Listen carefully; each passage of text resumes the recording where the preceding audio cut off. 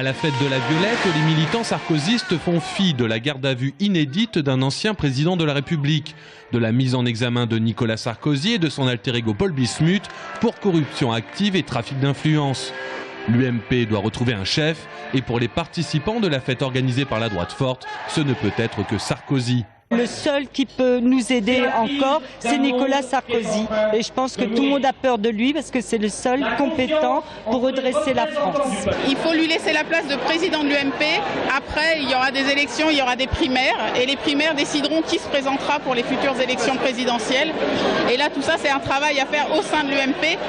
Et je pense que Nicolas Sarkozy, malheureusement, n'est pas le seul à décider. Après, c'est les militants qui décideront. Le calendrier judiciaire de Nicolas Sarkozy risque d'accélérer son retour en politique. C'est en tout cas ce que souhaitent ses soutiens. Les attaques ignobles dont il fait l'objet depuis quelque temps, à mon avis, ne feront que le renforcer dans l'opinion. C'est clair. Il ne lâchera pas. Il saura se défendre. Nous serons auprès de lui aussi pour le défendre. Et nous attendons le retour de Nicolas Sarkozy avec beaucoup d'enthousiasme. L'ami de 30 ans de l'ancien président, Brice Hortefeux, était du déplacement à la Ferté-Imbaud. Pas de déclaration à la presse, sauf ces quelques mots pour tacler le trio Raffarin-Juppé-Fillon. En tout cas, je ne fais pas partie des 3 rois mages. Quant à Luc Châtel, le secrétaire général de l'UMP, qui a pris du galon depuis la démission forcée de Jean-François Copé, il plaide pour que tous les courants existent au sein du parti, loin de l'idée de l'homme providentiel prôné en cette fête de la Violette.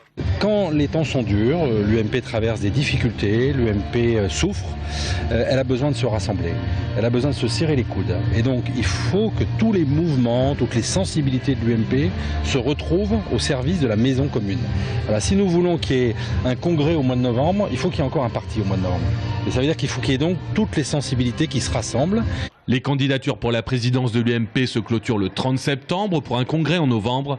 L'été risque d'être donc long pour les supporters de Nicolas Sarkozy.